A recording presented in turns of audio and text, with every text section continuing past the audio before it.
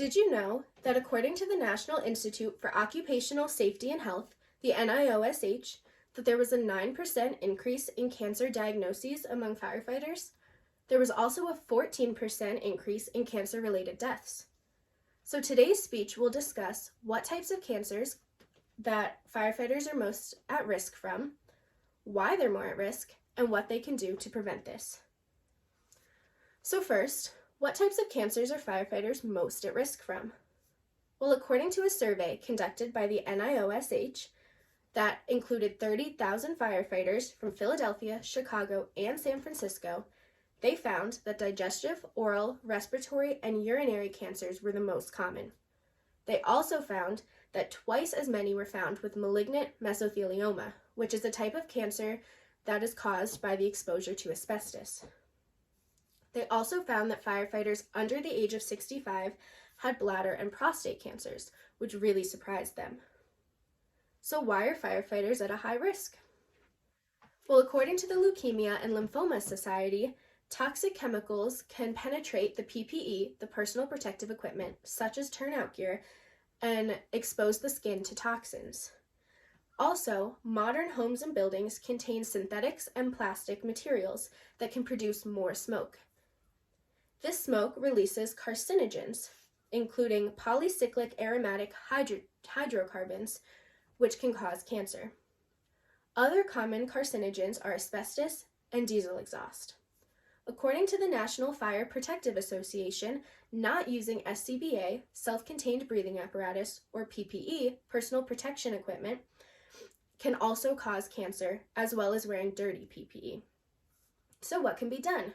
Well, one of the biggest things that can be done is cleaning your PPE and your SCBA properly. Also, SCBA needs to be tested daily to make sure it is functioning properly. Firefighters also need to decontaminate their gear and their SCBA at the fire ground while on the SCBA air. They also can never wash their PPE at home. Firefighters also must wash any exposed skin, hands, face, etc. with wet wipes or soap and water as soon as possible. When they get back to the station or wherever they're going, they also need to shower and put on clean clothes. As we discussed before, the toxins can get through the turnout gear and into the skin. So of course, if it can reach your skin, it can also reach the clothes that you're wearing under the PPE. So those need to be changed immediately. PPE also needs to be stored correctly.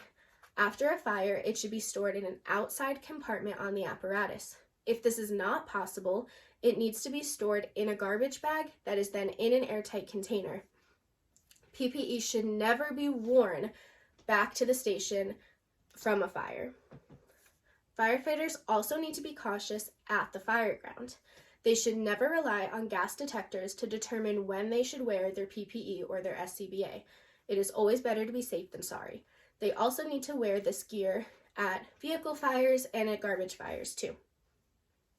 So I have an example here of PPE. So this is a turnout gear jacket. And if you can see how thick this is, it is made from very thick material. So if you can think that these toxins and these chemicals are getting through this gear, think about firefighters who don't wear this gear or who wear it improperly. Also, think about the toxins that are then being carried on this gear that then can go into your skin. So that is why it is so important for this gear and everything else that is worn to a fire. You can see like the gloves here need to be cleaned properly because this can carry all sorts of toxins that can cause cancer. So to conclude, we just discussed what types of cancers that firefighters are most at risk from. We also talked about why they're more at risk and what they can do to prevent this. So one last thought is that firefighters are often praised for them running into burning buildings or pulling people out of vehicles, but we never talk about the bravery of them putting their lives at risk every single time they go to a fire. For example, lung cancer diagnoses or death increased with the amount of time spent at a fire. Also, the chance of leukemia deaths increased according to the number of fire runs that a firefighter makes. This was all found according to the NIOSH. So think about it.